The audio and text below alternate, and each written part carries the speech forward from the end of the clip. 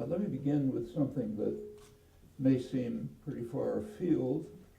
A film review in the New York Times a couple days ago.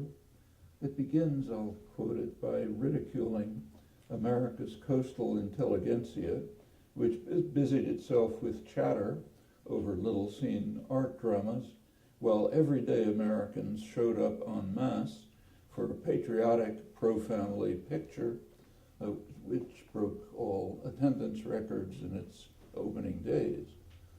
At the end of this quite laudatory review, the reviewer mentions that there was another film that opened same time, but with quite limited attendance, Selma, which was timed for release with Martin Luther King Day.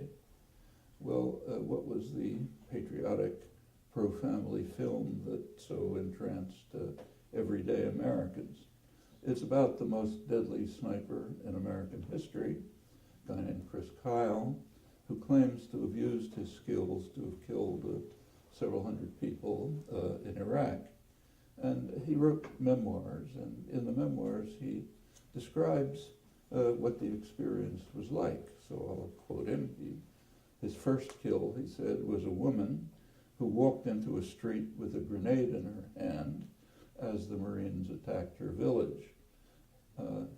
Chris Kyle, killed her with a single shot and explains how he felt about it. I hated the damn savages I've been fighting. Savage, despicable, evil. That's what we were fighting in Iraq.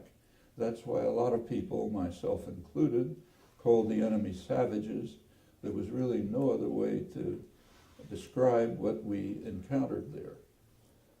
The film, I read a lot of the reviews. I haven't seen the film, incidentally, but I read reviews of it. They varied. The New Yorker thought it was great. They kept to the cinematic values. It's well done, nice photographs and so on. There were others who found it appalling. One of them was Jeff Stein. He's a former U.S. intelligence officer, worked in Vietnam, and he wrote a very critical review, keeping to the content. And he also recalled a visit that he made. He was invited visit to at a Marine base to a clubhouse for snipers. And I'll quote him, the bar room walls featured white on black Nazi SS insignia and other Wehrmacht photos and regalia. The Marine shooters clearly identified with the marksman of the world's most infamous killing machine rather than with regular troops. Well, going back to Chris Kyle, he regarded his first kill as a terrorist. This woman who walked into the street with a grenade when the Marines were attacking her village, but we can't really attribute that to the mentality of a psychopathic killer because we're all tarred with the same brush, at least insofar as we tolerate or keep silent about official policy. And that mentality, there's very little commentary about this incidentally, except for Amnesty International, ACLU, and so on. The mentality helps explain why it's so easy to ignore what is clearly the most extreme terrorist campaign of modern history, if not ever. Obama's global assassination campaign, the drone campaign, which officially is aimed at murdering people who are suspected of maybe someday planning to harm us.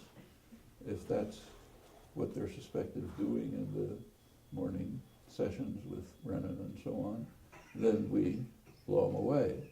And I'd really advise you to read some of the transcripts of the drone operators. They're hair-raising. The guys who are sitting in front of computers, in Las Vegas or somewhere. I can't repeat it. Obama, you may recall, when he won the Nobel Prize, said, make no mistake, evil does exist in the world. And he's right, and he knows exactly where to find it.